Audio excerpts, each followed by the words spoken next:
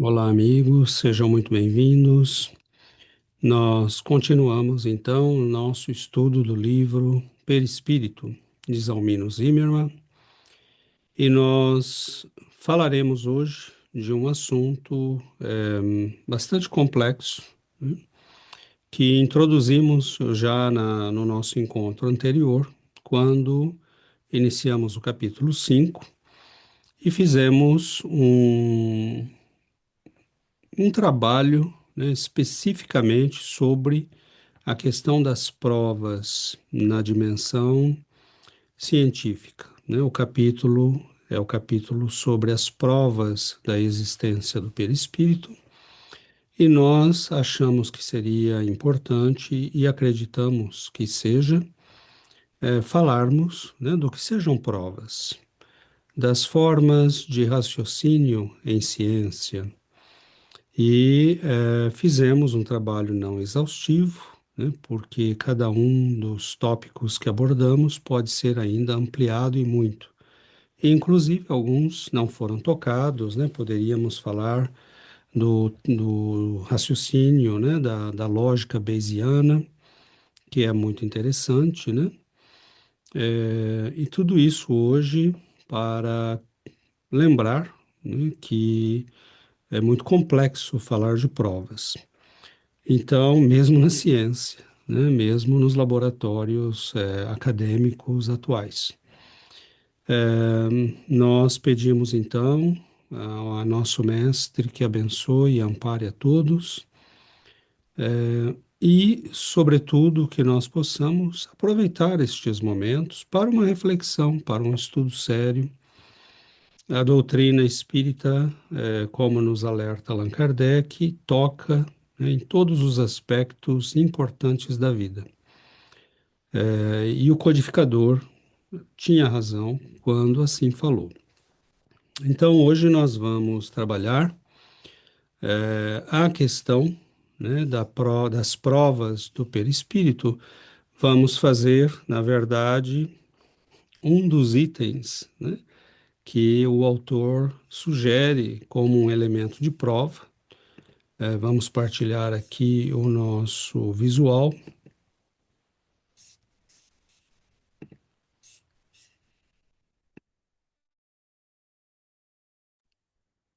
Então, aqui está. E nós falaremos, né, especificamente no conjunto das provas que ele nos sugere, né, do desenvolvimento ontogênico. O autor, ele dividiu as provas em objetivas e subjetivas. Nós já alertamos que isso é uma categorização que ele utiliza, que é bastante lógica, porque objetivas nós podemos ter aqui elementos materiais, né? Uma foto, por exemplo, é, é claramente um elemento de prova material, né? A exteriorização da sensibilidade pode ser medido com equipamento, o desdobramento, sobretudo com a bilocação, pode ser comprovado, né? Então, nós temos, né, poderemos acrescentar outros elementos, a própria materialização, como ele diz, e as provas subjetivas, que são aquelas ligadas mais à nossa percepção, a vivências subjetivas, que não quer dizer que não possam ser também objetivas, né, no sentido até de comprovação. Há inúmeros casos na literatura, né, de casos de evidência, que são de evidência sonambúlica, por exemplo, e que foram comprovados. Um indivíduo que vê a morte de um imperador a centenas de quilômetros de onde ele está, né, como a literatura nos conta. Na própria Revista Espírita, nós temos o caso de um armador que vê o seu barco chegando, né, ele está em Paris e vê o barco chegando em Marseille, e daí a pouco recebe o telegrama avisando. Estamos em 1857, 58, né? Não havia a comunicação que temos hoje. Então, a natureza dessas provas em objetivas e subjetivas, ela é lógica, mas não é absoluta, obviamente, né? E podemos acrescentar outras, dependendo do tipo de necessidade que tivermos. Então, sem mais delongas, nós vamos falar do aspecto ontogenético, né? Que está ligado à função organizadora do perispírito. E essa função ela aparece especialmente notável no processo de reencarnação, que é justamente onde vai se apresentar, né, a questão da, da ontogenética, que vamos definir já já, em que o ritmo morfogenético, obedecendo aos impulsos psicossômicos de crescimento, leva à formação de um novo corpo físico, que se estrutura rigorosamente de acordo com as características que marcam o corpo espiritual, que é o modelo por excelência. Então, aqui é a tese espírita. Lembremos que, como falamos, né, um pouco do método científico no nosso encontro passado, a ciência tem a sua maneira de funcionar, uma delas é pela emissão, né, de hipóteses e de hipóteses explicativas. Aqui, no caso, nós temos uma hipótese explicativa, né? O Espiritismo acredita que existe um corpo de natureza semimaterial. Nós podemos traçá-lo ao longo da história, né? Podemos retraçá-lo ao longo da história em vertentes espiritualistas, mesmo do passado, que está muito longe de nós, como as indicações do Ka, né? Ka, o corpo espiritual desenhado pelos egípcios, inclusive nas catacumbas, né? Nas catacumbas não, nas pirâmides, perdão, nos túmulos, né, dos sacerdotes, faraós e tudo mais. E nós sabemos que esse corpo, segundo a hipótese espírita, é ele que vai determinar a formação do novo corpo, né? Então, o ritmo morfogenético, as características da formação do novo corpo estão estreitamente ligados à presença, à ação e à influência determinante deste corpo. Então, nós lembramos, né, que o termo ontogenético, ou ontogenia, ontogênese, ele refere-se ao desenvolvimento, né, à origem e maturação de um organismo individual ao longo de sua vida, desde a fecundação do óvulo até a fase adulta. Então, na biologia, por exemplo, ele descreve as transformações físicas, morfológicas e estruturais pelas quais um indivíduo passa na sua formação. Exemplos incluem a transformação de um embrião, né, o desenvolvimento de um embrião em feto e sucessivamente, né, em bebê e tudo mais, ou a metamorfose, por exemplo, de um girino em sapo, né? Nós sabemos que esses trabalhos hoje são bastante detalhados, nós podemos, inclusive, temos, né, comparativos das fases de desenvolvimento dos vários tipos de seres humanos e vários tipos de animais. Já vimos, né, que há características bastante semelhantes em algumas fases, que é quase muito difícil distinguir um do outro. E nós, também para isso, poderíamos dizer, temos uma explicação muito lógica no Espiritismo, né? Mas não vamos entrar por este caminho.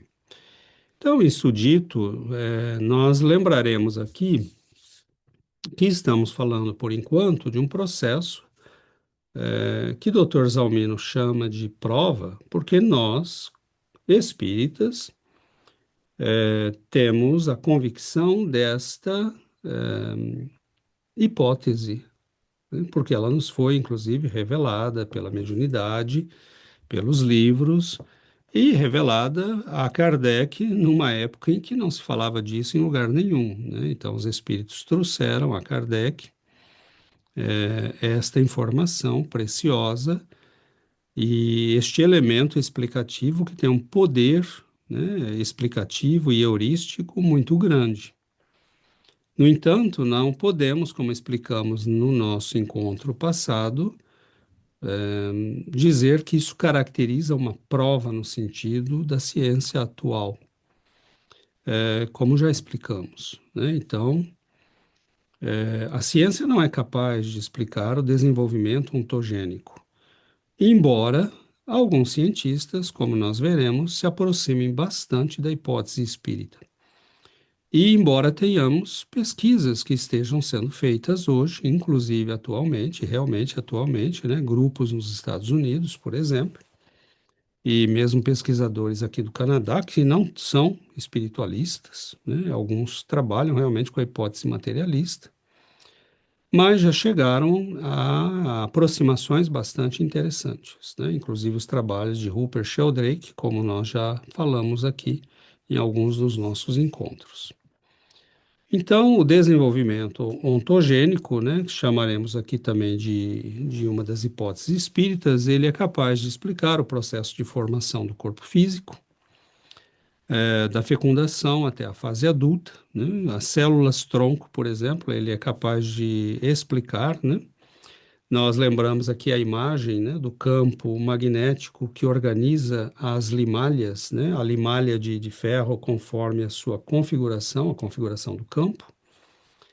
E este exemplo nos é dado, inclusive, por Emmanuel para dizer que o corpo espiritual, sendo um campo, né, de energia mento-eletromagnética, orienta o processo genético, né? Então, nós falaremos disso. E, inclusive, no nível de desenvolver, né, nós temos estruturas de base, como as células-tronco, que vão se desenvolver segundo a especificidade desse campo, né? Ah, de fato, estas últimas, ao serem as células-tronco, né, ao serem transplantadas para outro órgão doente, no caso, né, do mesmo organismo, passam a subordinar-se ao centro de força que rege esse órgão afetado, transformando-se em tecido deste, como, por exemplo, ocorre no autotransplante, em que se retiram células-tronco da medula, injetando-as no coração infartado, por exemplo, produzindo sua rápida melhora clínica. Bom, eu não sou médico, né? Sou da área de química e física e ensino de ciências e matemática, né? Então, faremos confiança aqui aos textos, né? E lembrando que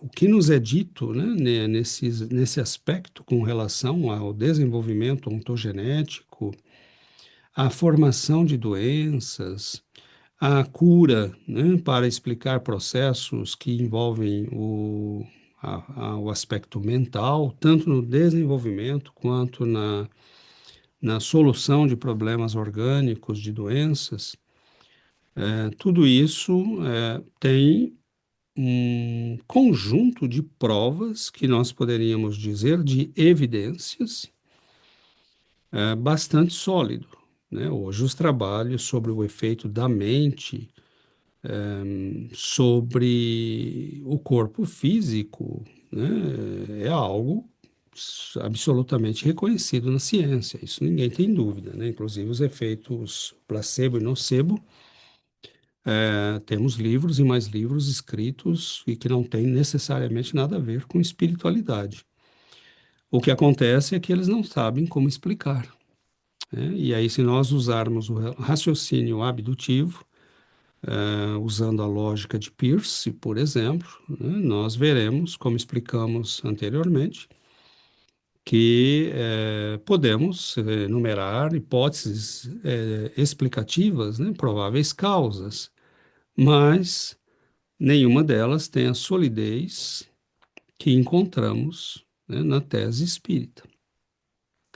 E não vemos, né? Então, mesmo as teorias, como as teorias do campo morfogenético, né, são bastante ainda fluidas, não há ainda, mas se aproximam, né, já começam a se aproximar da tese espírita. Ou seja, há um campo informacional, né, que não é de ordem material, no sentido grosseiro do termo, né? E que coordena os processos de desenvolvimento e formação do corpo, né? Então, nós temos aqui muita coisa para ser falada, né? Um dos aspectos do desenvolvimento ontogenético é o automatismo que está implicado nesse processo, né? Ele se desenvolve como dentro de um processo que é automático, né? De onde vem isso?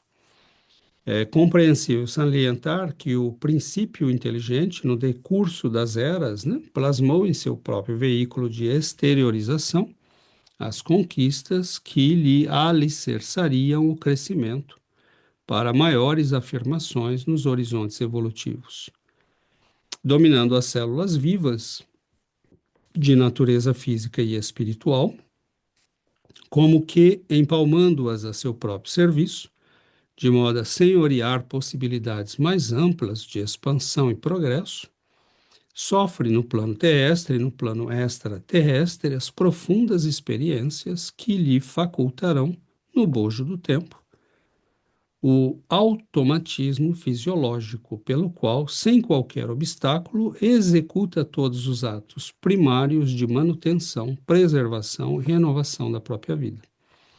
Então vejamos que mesmo esse automatismo é uma aquisição, né, do princípio inteligente no decurso do tempo que vai se desenvolvendo entre o mundo material e o mundo espiritual e desenvolvendo concomitantemente o corpo espiritual e o corpo físico. As experiências vivenciadas no desenvolvimento biológico registram-se no corpo espiritual como se fôssemos criando um software, né, um aplicativo que é colocado em ação no momento em que o espírito se conecta ao embrião, né, ah, no momento da fecundação. Então, é como se instalássemos um programa, né, no hardware, que ali está simplesmente como um processo potencialmente desenvolvível, mas que precisa desse aplicativo e cada um de nós traz o seu próprio conjunto de instruções. Cada um de nós traz o seu próprio sistema, né, as linhas de programação que vão gerenciar o desenvolvimento desse corpo, né? E como é que o espírito, estando num processo inconsciente, porque ele perde, né? A maioria de nós perdemos, não acreditamos que isso aconteça com espíritos como, né, os grandes mestres da evolução espiritual, mas a maioria de nós acaba perdendo a consciência, né, no processo reencarnatório, entrando num processo de sono, porque nós temos que passar por um processo de formação de um corpo que leva 9 meses, né, para chegar à condição de bebê. Então, é um longo processo. E como é que ele se faz? Né? Ele se faz dentro de um automatismo que está registrado, né, no perispírito. Então, isso é muito interessante, porque vai mostrando o poder dessa hipótese explicativa, né? Embora não possamos ainda dizer que isto constitua uma prova, né? Então, acho que o termo talvez não seja muito adequado. Ainda sobre o automatismo fisiológico, na verdade, o automatismo se constata presente no movimento celular é produto do governo mental que se faz presente através do perispírito, né? Então, o espírito, antes de reencarnar, vai estabelecendo, né, os padrões que vão gerenciar o corpo físico. Esse é um processo essencialmente mental. O perispírito registra essas informações. Por quê? Ele é um corpo extremamente plástico, flexível, adaptável, né, à mente que o porta. E, nesse caso, nós veremos que um espírito que se acredita, por exemplo, e diremos aqui, entre aspas, né, se acredita entre aspas, porque vamos imaginar um suicida que causou uma lesão no próprio coração. ele lesou os tecidos perispirituais. E é um mecanismo que vai depois transferir, né? Essa lesão pode se transferir depois para o corpo físico. Ela é corrigível no plano espiritual? Claro que é, porque o corpo espiritual ele é um corpo bastante flexível, plástico, mas a agressão feita a si mesmo, né, torna essa região mais sensível, mais delicada, mais frágil. E aí nós podemos ter uma pessoa que nasce, né, com ou um problema cardíaco, ou podemos ter uma pessoa que pode desenvolvê-lo ao longo da vida, né, dependendo do tipo de espírito, de programação e de situação na qual ele está. Justamente porque a mente determina muito do que acontece, né? Um espírito que se suicidou, mas reconhece o próprio erro, compreende, se refaz no plano espiritual, se reestrutura, começa a trabalhar, estuda, se reorganiza, ele vai reencarnar numa condição muito diferente de um espírito que se suicida, passa 2, 3 anos no plano espiritual, é colocado de volta na reencarnação e pode nascer com uma série de problemas, né? Então, ainda assim, vemos o poder da hipótese espírita. Como explica o espírito André Luiz, a mente influenciando o citoplasma, que é no fundo o elemento intersticial de vinculação das forças fisiopsicossomáticas, obriga as células ao trabalho de que necessita para expressar-se. Trabalho este que, à custa de repetições quase infinitas, se torna perfeitamente automático para as unidades celulares que se renovam de maneira incessante na execução das tarefas que a vida lhes assinala.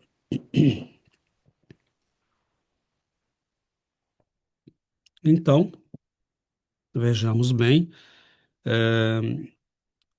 existe dois processos, né, que nós temos que levar em conta na formação do conhecimento humano. Um deles é o desenvolvimento feito pelo próprio ser humano, né, e outro é aquele que nos vem por revelação. Textos como estes de André Luiz, quando diz influenciando o citoplasma, né, que é o elemento intersticial de vinculação das forças fisiopsicossomáticas, nós temos aqui uma indicação heurística, né, de onde devemos olhar, onde a pesquisa deve se concentrar.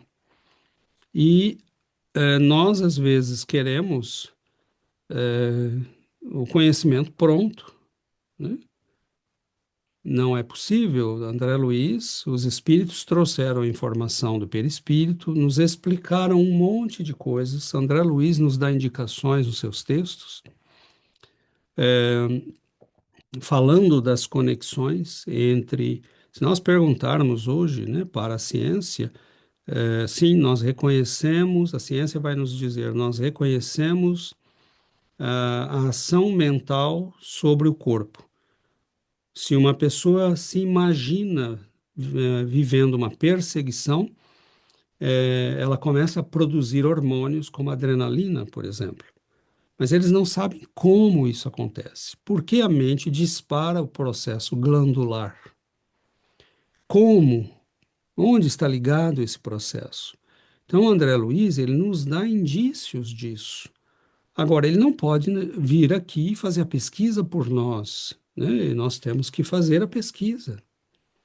Então, é impressionante como o trabalho de André Luiz é um trabalho que vai se desdobrar ao longo de décadas de trabalho. O que esse espírito nos dá como informações é um concentrado que exige pesquisa, né? Nós não podemos querer que o espírito nos dê tudo pronto. Ele nos diz onde olhar, né? Então, então, e o espírito influencia a partir do citoplasma, ele é capaz, ali tem a vinculação. Onde? Quais são os elementos do citoplasma? Quais são os componentes dessas estruturas? Né? Nesse líquido de base, o que é que está ali? Né?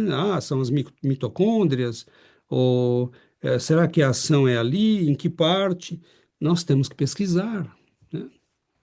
Nós temos que procurar e desenvolver protocolos de pesquisa que nos levem a desenvolver conhecimento a partir da revelação, né? Então, a espiritualidade nos trouxe, né, o conhecimento. Ele disse: olha, é por aqui, andem por aqui, né? É,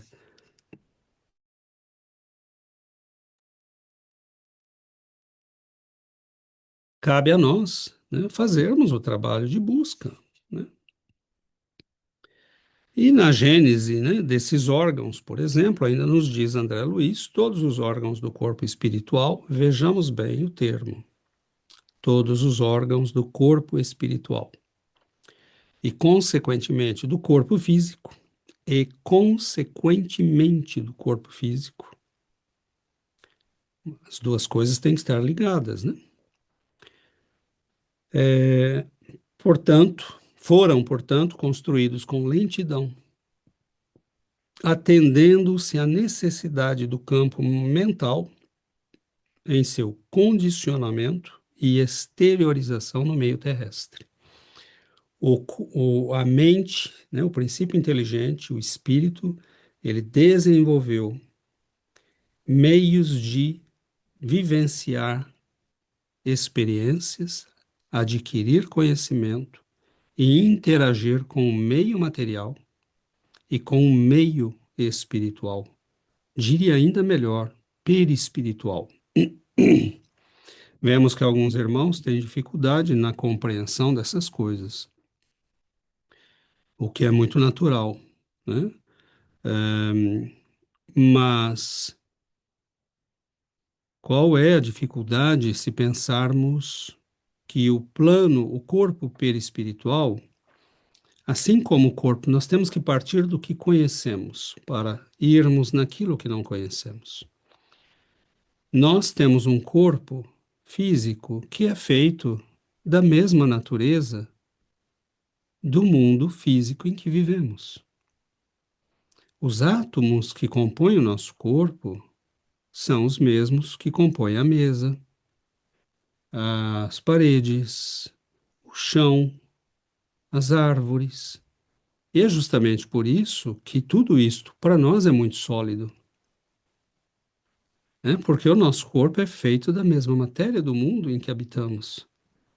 Se o corpo espiritual, perispiritual, é feito da matéria do mundo em que ele vive, em que ele se manifesta, ele é feito da mesma matéria desse mundo. Porque o corpo espiritual é um corpo, né, de matéria diferente da nossa, mas é matéria, num grau de sutileza, né, que nós sabemos que o fluido cósmico universal vai desde as estruturas mais sutis até as mais grosseiras. Talvez existam estruturas mais grosseiras ainda do que estas que vemos aqui. E outras muito mais sutis do que já imaginamos. Então, imagine um corpo feito, né? O corpo do perispiritual é feito da matéria do mundo no qual ele se manifesta, da dimensão na qual ele se manifesta. Mas as pessoas acham que André Luiz está falando de modo figurado quando fala de casas, de mesas, de telas de computador. Não, ele não está falando de modo figurado, ele está descrevendo um mundo que é feito da mesma matéria do perispírito. Então, a mesa numa casa em nosso lar, ela é tão material para eles quanto a mesa aqui é material para nós, porque os corpos dos dois são feitos da mesma matéria, né? Então, não é tão complexo assim quando partimos de onde conhecemos para aquilo que queremos entender, né? Esse é um esforço que temos que fazer. E aí, André Luiz, nesse texto, vai descrever como é que nasceu o tato, como é que nasceu a sensibilidade sexual. eh, Isso aqui também é o espírita que lê e estuda isso, nós devemos nos perguntar: bom, é assim que a biologia descreve hoje, né, o desenvolvimento do nosso das nossas capacidades? Não é assim? Como é? Cada um desses itens merece pesquisa. Lembramos que a pessoa que recebeu esses textos, né, foi para a escola até o quarto ano primário, nunca estudou biologia, física, química, né, e, no entanto, nos traz um conjunto de conhecimentos que tem um potencial de pesquisa muito grande. Né? Quando André Luiz nos diz, é assim que o tato nasceu no princípio inteligente, na sua passagem pelas células nucleares em seus impulsos ameboides, que a visão principiou pela sensibilidade do plasma nos flagelos monocelulares expostos ao clarão solar, que o olfato começou, etc., etc. Cada um desses aspectos, dessas capacidades que nós temos, o princípio inteligente as foi desenvolvendo, adquirindo, controlando ao longo de eras. Então, isso é um trabalho de milênios e milênios, até que nós tivéssemos o controle e o automatismo de tudo isso. Essa é uma visão de uma epopeia, meus amigos. Né? É uma visão que mostra que não existe nada grátis no universo. Tudo é trabalho, tudo é construção. Né? Nós hoje temos tudo isso automatizado, por quê? Né? Esse automatismo para liberar a mente, liberar o espírito para novas etapas de evolução. Né? Mas quando o princípio inteligente estava lá no nível das amebas, ele estava desenvolvendo e adquirindo potenciais que ele registrava na sua estrutura perispiritual, né? Na sua estrutura mental, para que ele pudesse desenvolver esse automatismo. Nós devemos ter feito isto, por isso Kardec diz, né, o espírito se desenvolve desde o átomo até o arcanjo, não porque nós tenhamos sido necessariamente um átomo, mas porque nós, como princípio inteligente, estivemos conectados ao átomo para aprender as leis de controle dessas forças, que hoje são automáticas em nós. E como assim são automáticas? Bom, todo o nosso corpo é composto de células que são compostas, né, de átomos e que precisamos saber, né, de maneira automática como controlar tudo isso.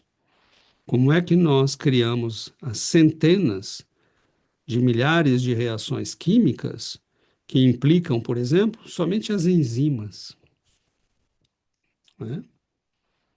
Então, isso foi feito ao longo de milhares de anos. Então, é uma visão extraordinária essa que André Luiz nos diz. E há pesquisadores que tiveram, né, uma visão que já indicamos, inclusive, alguns deles, né, como Claude Bernard, por exemplo, ele já deu indícios de que esse processo de controle está em algum lugar.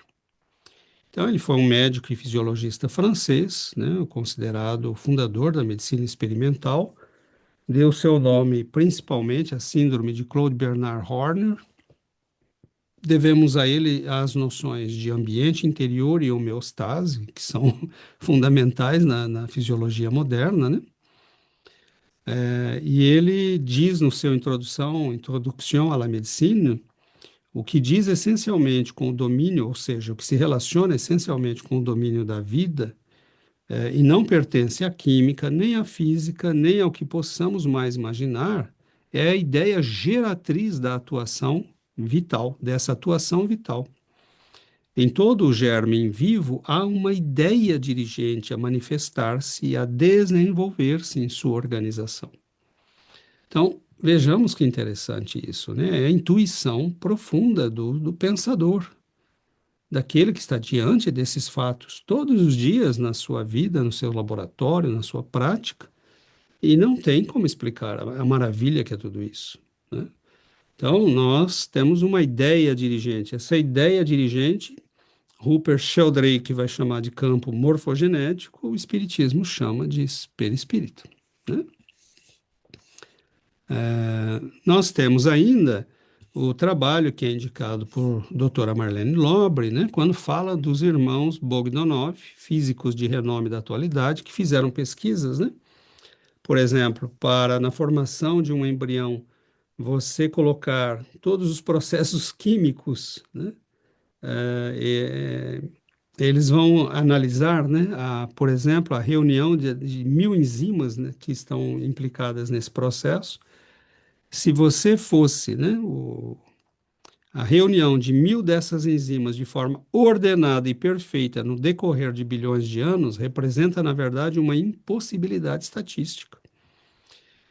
Uma, né, né, dividido por 10 elevado ao expoente 1.000. Né? Então, eles concluem que não podemos senão constatar a existência de um fenômeno de ordem subjacente que conduz inelutavelmente ao surgimento da vida. Né? Então, raciocínio estatístico, né? Você não tem a quantidade de reações químicas que estão implicadas na morfogênese e mesmo no funcionamento diário do nosso corpo. Uma simples digestão implica milhares de reações. Todas essas reações têm que ocorrer na sequência correta, na disposição correta. Como é que isso é possível? Né?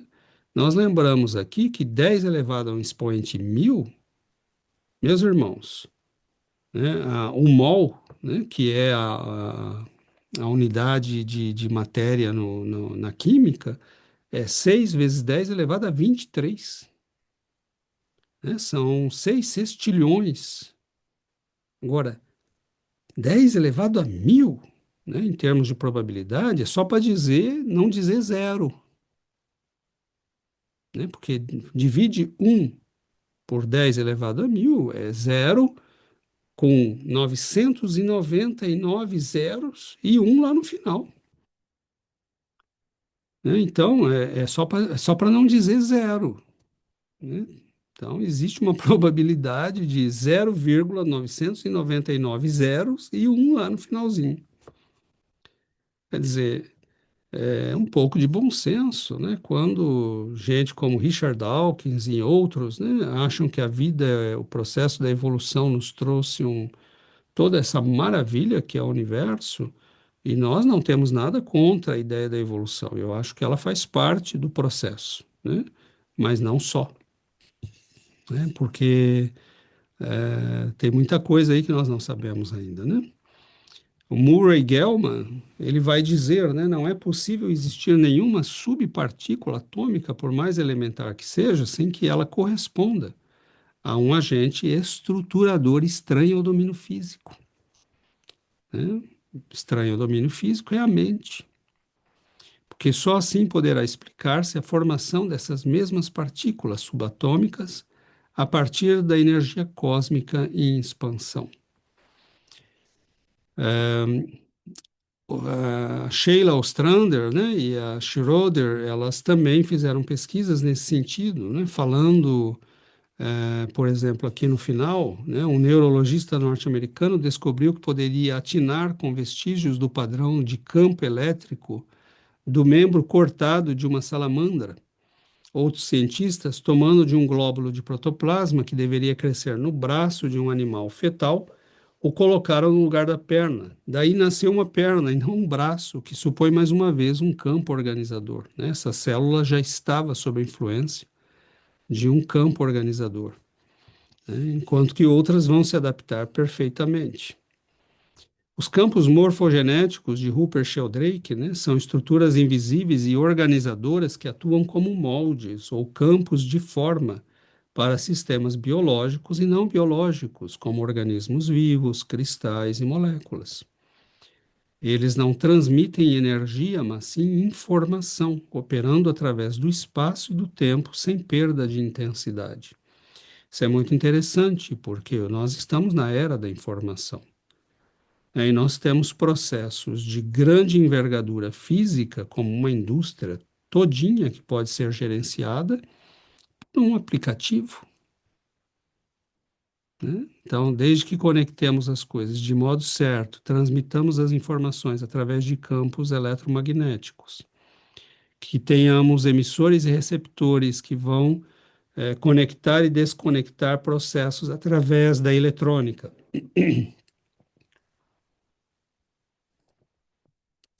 Nós podemos fazer com que um sistema de informação gerencie todo um sistema físico. Então, hoje nós estamos vivendo uma época em que isso é concretamente possível, mesmo no nível material. Por que não seria possível estender essa compreensão para uma ideia que pode nascer naturalmente do que estamos vivendo hoje, né? Qual é o problema de imaginar um campo, né, mento eletromagnético que gerencia o processo físico? É muito natural já pensarmos assim. E há visões semelhantes à visão espírita que são muito ricas, né? Nós não concordamos aqui com alguns amigos que dizem: esses trabalhos não foram reproduzidos. E, bom, não foram porque nós não quisemos, né? Porque foram estudos sólidos, né? Como os que vamos mostrar do Harold Saxton Burr. Inclusive, há seguidores dele hoje, né? Cientistas influenciados pelo trabalho dele, que nós vamos falar, que estão fazendo pesquisas agora, aqui do lado, nos Estados Unidos. Então, estão tentando, né, trabalhar a partir das ideias e concepções que ele deixou, e estão reproduzindo as pesquisas. Agora, nós espíritas estamos fazendo o quê? Né? Tem espírita que está aí dando aula em universidade, tem formação em biologia, em física, em química. Quando é que nós vamos propor projetos que saem da caixinha? Né? Aqui, um amigo nosso aqui do Canadá propôs recentemente, não sei se ele vai conseguir, né, tocar para frente o projeto, pois ele tinha umas questões pessoais de saúde na família, mas é, ele apresentou o projeto dentro de um envelope, né, de, de, de financiamento, que é o de ideias inovadoras, né? Então, porque a universidade na qual ele trabalha aqui tem essa divisão, né, para ideias ousadas. Bom, quando é que a Unicamp, a USP, a Unesp, né, as federais vão começar a criar a possibilidade de pesquisas que levem a esse tipo de trabalho? Acusar o Harold Saxton Burr de não ter as suas pesquisas reproduzidas é, é injusto, né? Não é? Ele fez a parte dele. Nós temos que fazer a nossa. Como dizer que André Luiz não adicionou conhecimento ao nosso arcabouço de. André Luiz nos fez revelações, transformar essas revelações em conhecimento cabe a nós, né? Ou nós queremos que André Luiz reencarne e venha fazer as pesquisas no laboratório para a gente, né? Nós temos que ter bom senso. E essas ideias do Harold Saxton Burr são muito importantes, né? Eu li o livro, né, e traduzi aqui alguns trechos para que nós possamos discutir. Então, ele diz, né, no Blueprint of Immortality, organização e direção, o oposto direto do acaso, implicam propósito. Vejamos. Assim, os campos da vida, que é como eles chamam, né, field, oferecem evidências puramente eletrônicas, instrumentais de que o homem não é um acidente. Nós temos um cientista que não tem nada a ver com espiritismo, né, com religião. Trabalhou nos Estados Unidos, em Harvard, em outros lugares, aliás, com colaboradores por todos os Estados Unidos. Pelo contrário, né, o homem ele é parte integrante do cosmos, inserido em seus campos onipotentes. sujeito às suas leis inflexíveis e participante do destino e propósito do universo. Olha, olha a visão desse homem. É genial. O homem não é um acidente, né? Ele está na estrutura do universo, ele participa dessa estrutura. E essa estrutura age, sobretudo, pela noção de campos, né? Então, por que o ser humano, se os planetas obedecem aos campos gravitacionais, se todo o processo dos átomos e interações da matéria obedecem aos campos eletromagnéticos? Porque o homem, né, estaria longe dessa noção. E é justamente o que André Luiz e a doutrina espírita vai nos apresentar. O perispírito, a mente, né, agindo através do perispírito, é justamente essa estrutura, né? E ele vai chamar aqui essa estrutura, né, de campos da vida. L field, life fields, né? Então, as concepções que ele nos traz são muito interessantes. Vejamos aqui em termos de pesquisas, né, que podem ser muito promissoras. A maioria das pessoas que estudaram ciências no ensino médio se lembrará de que, olha o exemplo que ele dá. Se limalhas de ferro forem espalhadas em um cartão, segurada sobre um ímã, elas se organizarão no padrão das linhas de força do campo magnético. E se as limalhas forem descartadas e novas forem espalhadas no cartão, as novas limalhas assumirão o mesmo padrão das antigas. Troque a palavra limalha por células-tronco. Percebem? Né? Então, como é que as células sabem onde se desenvolver, como se desenvolver, até quando se desenvolver? Algo parecido com isso, embora infinitamente mais complexo, acontece no corpo humano. Suas moléculas e células são constantemente desmontadas e reconstruídas com material novo dos alimentos que ingerimos.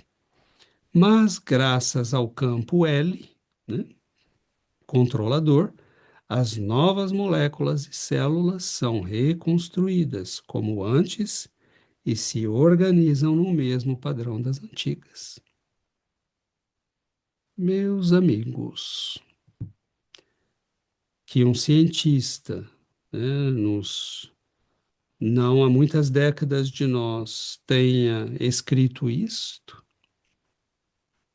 concordando com o que diz a doutrina espírita e André Luiz, é algo que nós deveríamos ter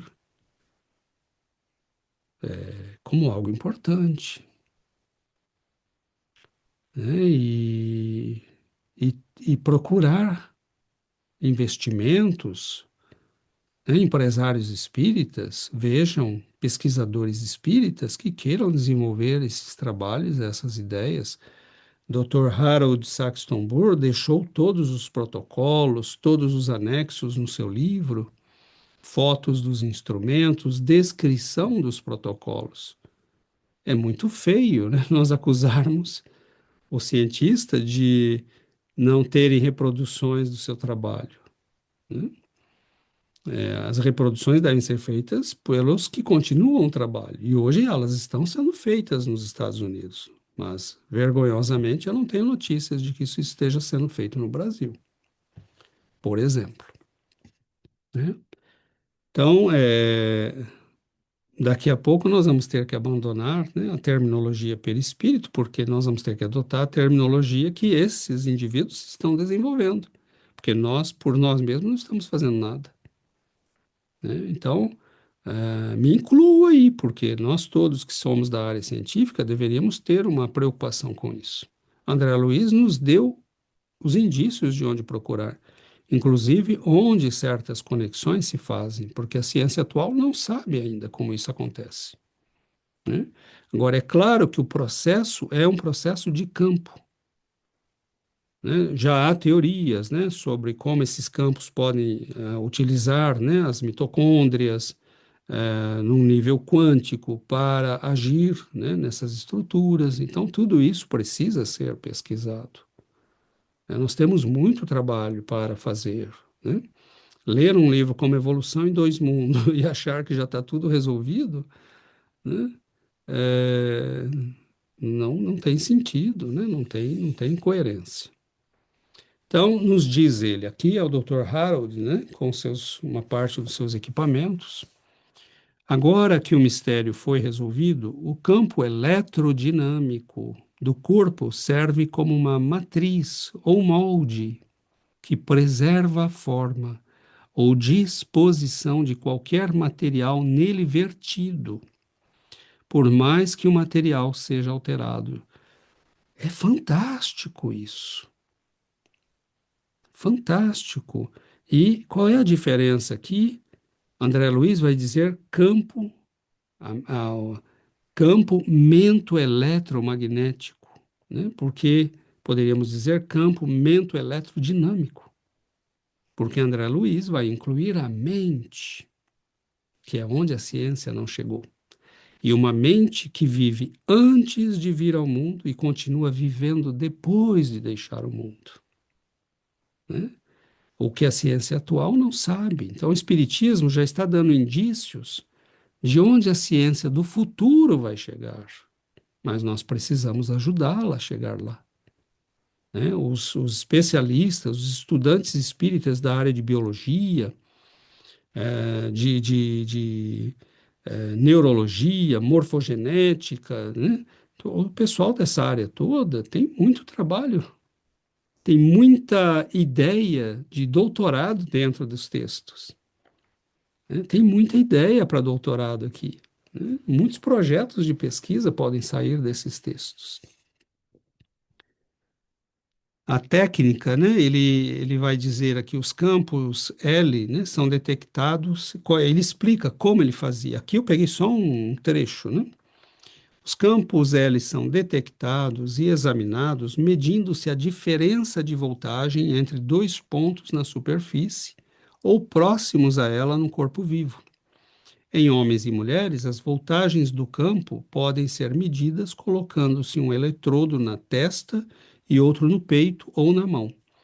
Alternativamente, o dedo indicador de cada mão é mergulhado em gotas de solução salina, óbvio, por permitir, né, a passagem, o fluxo de corrente, conectadas ao voltímetro. Em casos especiais, as leituras de voltagem podem ser obtidas aplicando-se os eletrodos a algum órgão ou parte específica do corpo. Então, ele descreve os protocolos. E aí você vê pessoas dizerem assim: mas o que sabemos nós disso, né? É, para fazermos esse tipo de pesquisa, precisamos saber tudo sobre a estrutura eletromagnética do corpo humano. Da onde a pessoa tira uma ideia dessa? Desde quando nós precisamos saber tudo de tudo para fazer alguma coisa? De onde vem uma ideia dessa? Quer dizer que qualquer afirmação que a biologia fez sobre o corpo, ou a física faz sobre a realidade, teria que partir do fato que nós temos que saber tudo. Mas qual é o senso da pesquisa? Há uma inversão aí, né? Justamente porque nós não sabemos que tem que ser feito pesquisa, né? Então, o corpo é um organismo complexo. Agora, as pesquisas do Dr. Harold Saxton Burr são muito bem descritas, muito bem estruturadas. Teve parceiros em Harvard, em Yale, em várias universidades dos Estados Unidos, inclusive pesquisas que foram feitas com 400, 500 indivíduos, né? Os protocolos são muito claros. E as conclusões, como nós vamos mostrar algumas, e o potencial destas pesquisas é algo extraordinário, né? Então, nós veremos, né?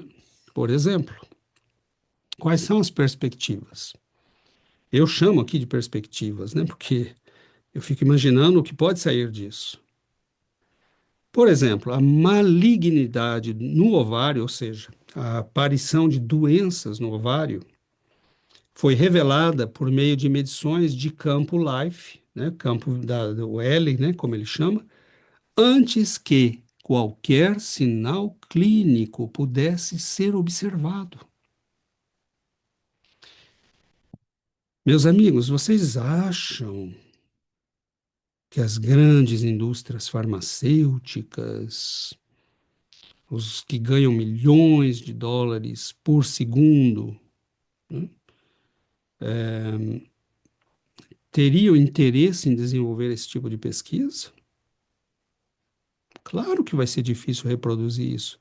Porque ele está dizendo aqui, ele mediu centenas de ovários saudáveis e foi medindo, né? Mediu alguns que não estavam saudáveis. E de repente você vê uma mulher que está saudável, né, que começa a apresentar variações no campo, né, nas medidas de voltagem altamente sensíveis, porque ele inclusive desenvolveu eletrodos a vácuo, né, na época, porque não existiam. E hoje nós temos equipamentos muito melhores. Então, essas pesquisas deveriam estar sendo feitas. E o que aconteceu? Aparece uma alteração no campo antes que ela apareça no ovário. Isso é algo que a doutrina espírita nos informa, né, que as doenças aparecem primeiro no nosso corpo espiritual. Essas medições, portanto, podem ajudar os médicos a detectar o câncer precocemente, quando há uma chance maior de tratá-lo com sucesso. Ferimentos, mesmo um pequeno corte no dedo, alteram as voltagens no campo L, e à medida que o ferimento cicatriza, estas retornam ao normal. É absolutamente genial tudo isso. Então, o homem seguiu protocolos científicos, né? Nós temos todo o direito de questioná-lo, de passar o escrutínio, de tentar, porque a ciência, né, se seguirmos a indicação popperiana, né, nós temos que tentar falsear essas pesquisas. Tentemos, né? Para isso é preciso ir para o laboratório. Quantos milhares de pessoas nós encontraríamos no Brasil que se disporiam a fazer isso, né, a participar dessas pesquisas sem nenhum problema? Né? Agora nós precisamos de cientistas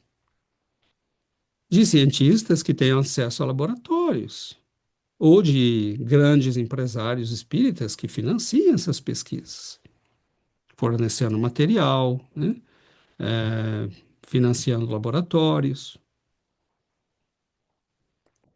comprando equipamentos de ponta. Mas é claro que isso vai alterar profundamente a visão da humanidade. Né? Quanto tempo vai demorar para que nós nos digamos, bom, peraí, apareceu uma mudança no campo eletrodinâmico, que nós espíritas poderíamos dizer mento eletrodinâmico, ou espiritual eletrodinâmico. Isto indica que pode aparecer uma doença. Dependendo dessa variação, nós podemos até indicar que tipo de doença vai aparecer. E mais importante do que isso, se essa alteração está se passando no nível energético, será que nós não poderíamos corrigir o problema já nesse nível? E aí vem a ideia, né? Aí vem o entendimento de por que os passes espirituais ou espirituais magnéticos funcionam, né? Então, as possibilidades que tem num simples... Esse texto eu peguei, está ali num dos capítulos, né? Do Blueprint of Immortality. As perspectivas que estão dentro disso é algo extraordinário, né? Nós temos que reconhecer isso. Vejamos o que ele diz mais. Como os campos L revelam o estado do corpo como um todo, eles podem ser usados para avaliar os efeitos gerais de drogas, sono ou hipnose. O Dr. Leonard Ravitz não apenas mediu a profundidade da hipnose com um voltímetro, mas também descobriu que emoções fortes evocadas durante a hipnose podem causar um aumento de voltagem de até 15 milivolts. Isto sugere a fascinante possibilidade. Vejamos bem, isso sugere a fascinante possibilidade de que os psiquiatras do futuro sejam capazes de medir a intensidade da dor, da raiva ou do amor eletricamente. E com a mesma facilidade com que medimos a temperatura ou os níveis de ruído hoje. Em outras palavras, desilusão amorosa, ódio ou amor podem um dia ser mensuráveis em milivolts. Nós estamos diante de uma visão de futuro, né? E imaginemos o dia em que nós tivermos, pela análise, o que Dr. Berg está dizendo aqui, ele está medindo provavelmente um dos parâmetros, né, possíveis para indicar a existência desse campo mento-eletromagnético que nós chamamos de perispírito.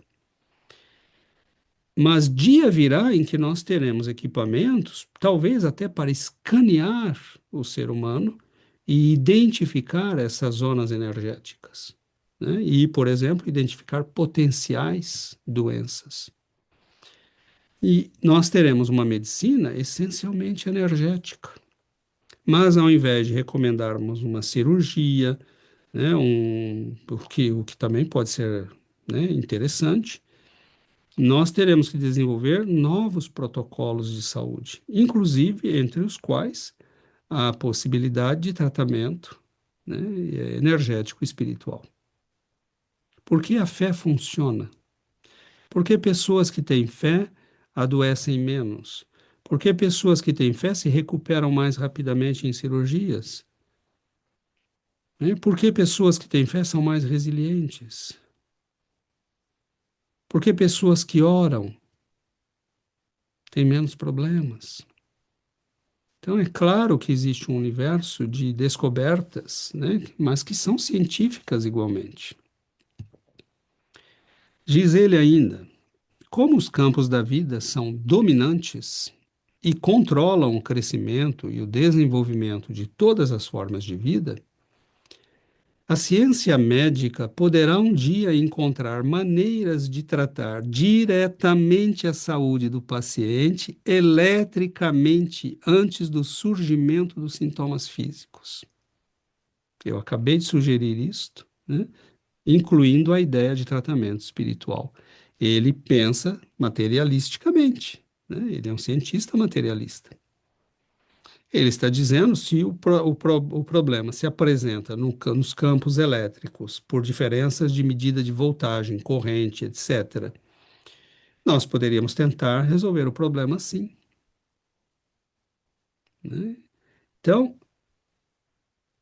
é uma pergunta importante. Como é que eu faço? Vamos supor lá que nós tínhamos um padrão de medida, né, para os ovários de 8 milivolts. E de repente, né, ele cai a 6, 5 e nós percebemos que isso é indício de uma doença. Como é que eu faria para trazer estes milivolts ao nível normal? Né? Teria um processo elétrico? Né? Ele está pensando como um cientista materialista. Nós talvez agíssemos, né, com um processo energético e espiritual ainda nas causas mais profundas. Então, aqui nós estamos diante de uma perspectiva extraordinária para o futuro. Por que elementos como a homeopatia funcionam?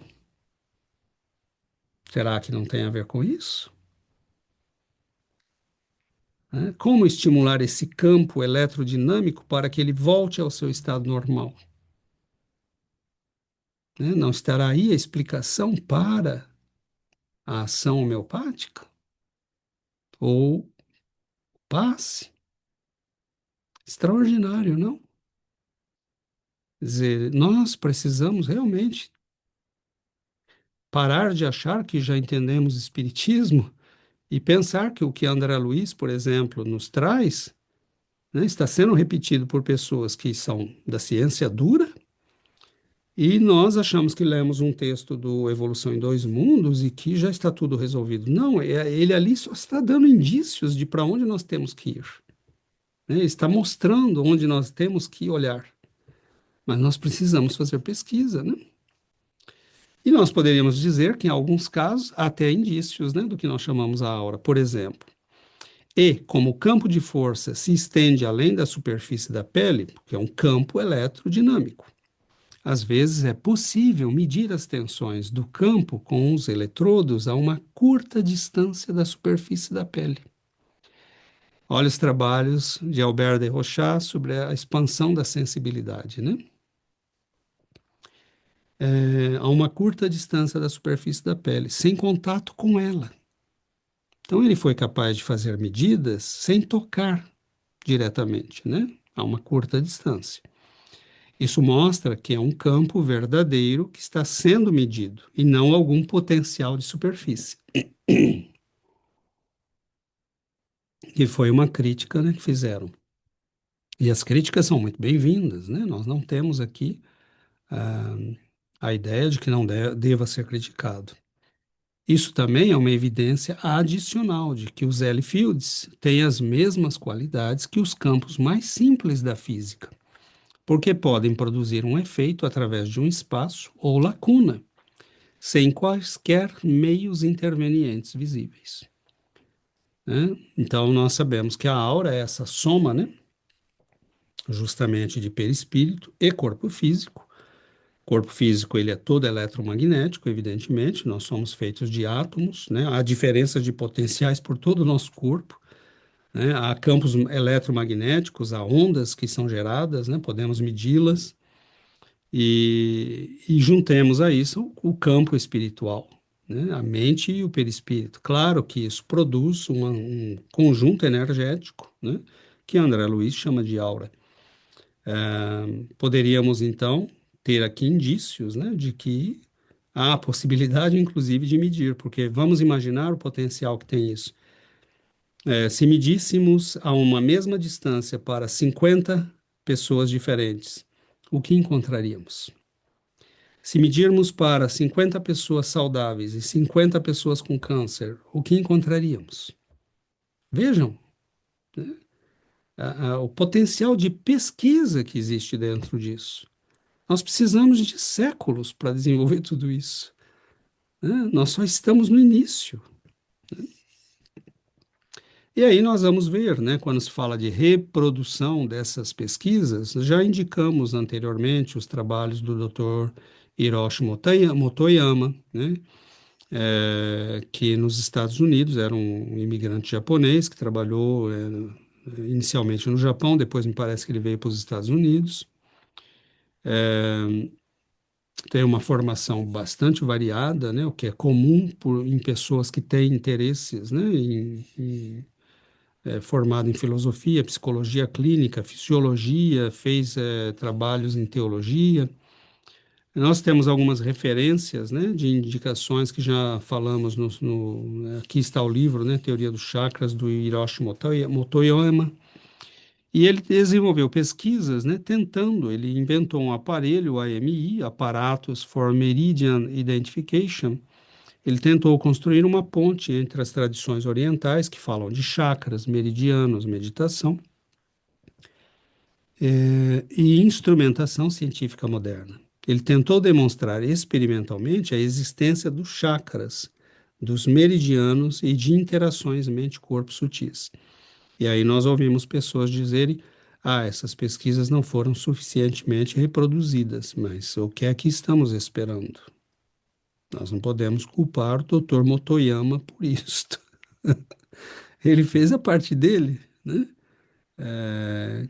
Hoje, com os aparelhos super modernos que nós temos, com a utilização, né, de substâncias radioativas, que já estão sendo usados em diagnósticos, né, de medicina nuclear, nós não teríamos, talvez, possibilidade de fazer pesquisas mais avançadas sobre isso, né? Então, identificar esses fluxos de energia no corpo, né, ver qual é o efeito de um tratamento, medir antes e depois do efeito de um tratamento energético, ou de acupuntura, ou de homeopatia. Vejamos, se nós não estivéssemos gastando trilhões com guerras, nós poderíamos estar fazendo todas essas pesquisas. Então veja como o nosso atraso espiritual compromete o avanço, né, da nossa humanidade. Aí nós acusamos o cientista, né, dizemos, as pesquisas não foram reproduzidas, né, como se fosse culpa dele, né? Então é muito triste. Ele fez, né, ele media, por exemplo, propriedades elétricas da pele, e principalmente em pontos de acupuntura. E de onde vem a indicação dos pontos de acupuntura? Né? Séculos antes de Jesus Cristo já estavam lá, indicados por quem? Podemos dizer que estamos aqui no mesmo nível das revelações, né? Grandes mestres espirituais com visão profunda do ser humano e com trabalho empírico, fazendo aquilo dia a dia, testando, né? Ou vendo os efeitos. Nós temos um verdadeiro mapa hoje desses meridianos, desses pontos, né? E a acupuntura se ensina nas universidades. Ele media resistência elétrica, capacitância, corrente de baixa intensidade, que são aquilo que são os parâmetros que nós podemos medir, né, no campo eletromagnético. E ele fala, né, estados físicos, emocionais e espirituais influenciariam, né, os meridianos, os chakras e os padrões elétricos do corpo. Ele acreditava que os chakras seriam centros de integração psicoespiritual reais, né? Ou seja, no campo energético, né, do ser humano, no corpo espiritual, mesmo sem validação científica forte, perdão, Motoyama teve importância porque tentou usar instrumentação real, levou tradições orientais ao debate científico e influenciou a medicina alternativa e a psicologia transpessoal. Então, nós vemos que, na verdade, o que nós temos diante de nós é um trabalho imenso, né? Nós não podemos nos acomodar, temos que começar em algum ponto.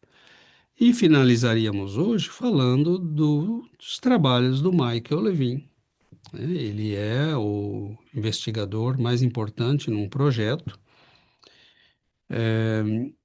Ele trabalha, né, no departamento de biologia, é um pesquisador na área de bioeletricidade,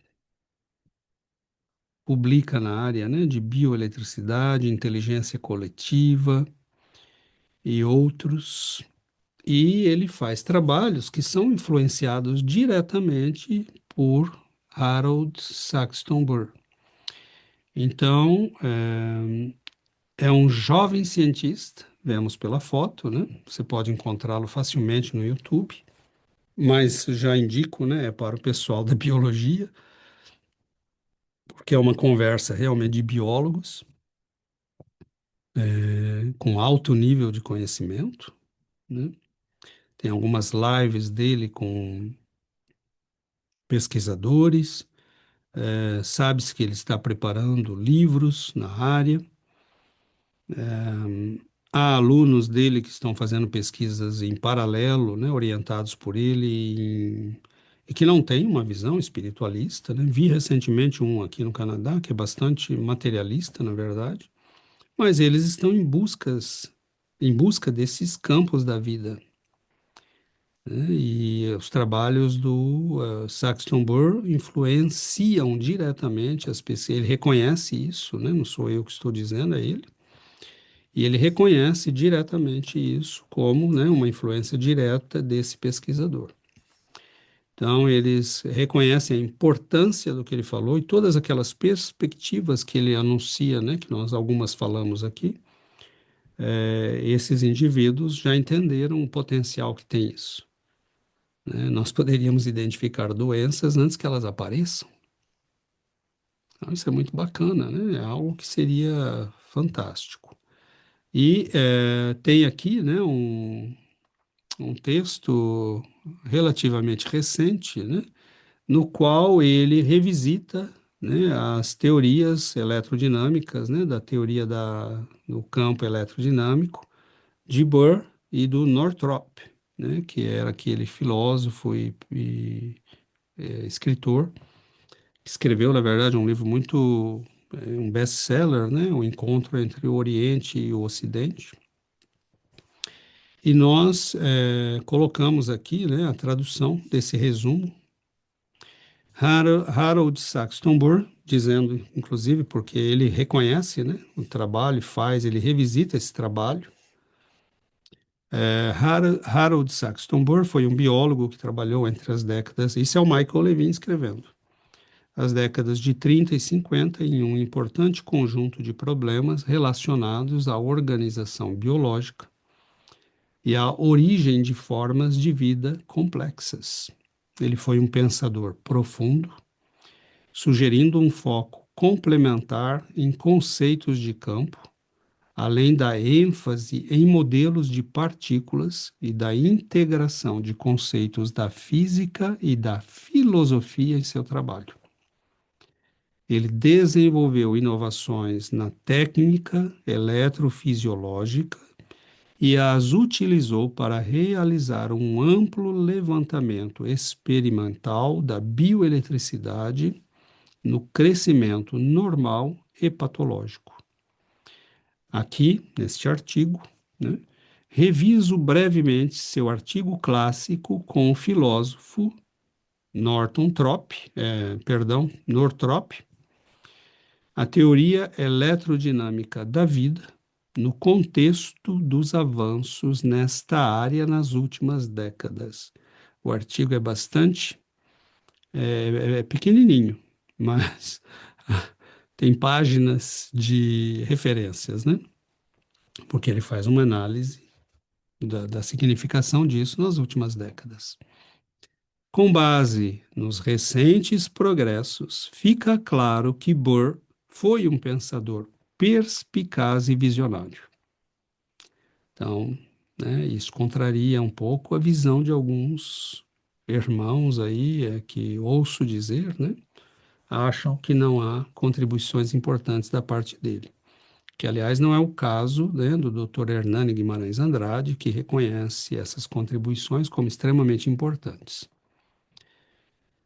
Sua principal hipótese de que os gradientes bioelétricos servem como padrões pré-estabelecidos que guiam a morfogênese, olha o termo, foi confirmada usando a fisiologia molecular moderna, assim como suas ideias sobre o papel do câncer e do sistema nervoso na questão da organização biológica. Com tecnologia limitada, mas profunda perspicácia, ele obteve insights que anteciparam muitas descobertas modernas. Ainda mais importante, a visão de Bohr sobre a bioeletricidade como um ponto de partida conveniente para a investigação rigorosa da questão mais ampla das propriedades auto-organizativas da vida, destaca uma fronteira de pesquisa que aguarda os pesquisadores de hoje. O artigo de Bohr e Northrop, A Teoria Eletrodinâmica da Vida, originalmente publicado no Quarterly Review of Biology, está disponível como material suplementar na versão online deste ensaio. Então, meus queridos amigos, quando você lê um negócio desse, é realmente, né, de cair da cadeira, né? Nós vemos aqui uma visão lúcida, clara, objetiva, né? E dizendo, né, que esses trabalhos dele já estão, né, em grande parte, sendo confirmados por técnicas, né, que são absolutamente técnicas modernas. Então, me parece que nós temos um trabalho sério a fazer aqui, né? Nós deveríamos ter grupos, talvez eu venha fazer isso, né, com outras pessoas que têm interesse nessa área, juntando químicos, físicos, médicos, pessoas que queiram, né, ao menos discutir esses textos. No mínimo, estudá-los, né, se não tivermos a possibilidade de fazer pesquisas. Mas há pessoas que estão dentro de laboratórios, há pessoas que estão dando aula em universidades. Então, nós espíritas precisamos começar a ter consciência de que livros como Nosso Lar, né, a coleção André Luiz, livros como Evolução em Dois Mundos são indicações, são mapas que indicam um caminho, né, indicam onde olhar, o que pesquisar. E dali nós temos que extrair projetos de pesquisa que vão testar essas hipóteses reveladoras, porque foram revelações, né? Do outro lado, nós vemos cientistas que estão trabalhando em paralelo e desenvolvendo teorias que estão indo na mesmíssima direção. Isso é muito bonito, porque mostra que realmente o conhecimento é o que é, né? Não é uma questão de ser espírita, não é questão de ser não espírita, materialista, não materialista, é uma questão de que se buscarmos sinceramente, honestamente o conhecimento, ele se apresentará a nós como tem que ser, né? Então, meus amigos, nós imaginamos que deixamos aqui um conjunto de elementos que vale a pena, né, nós refletirmos.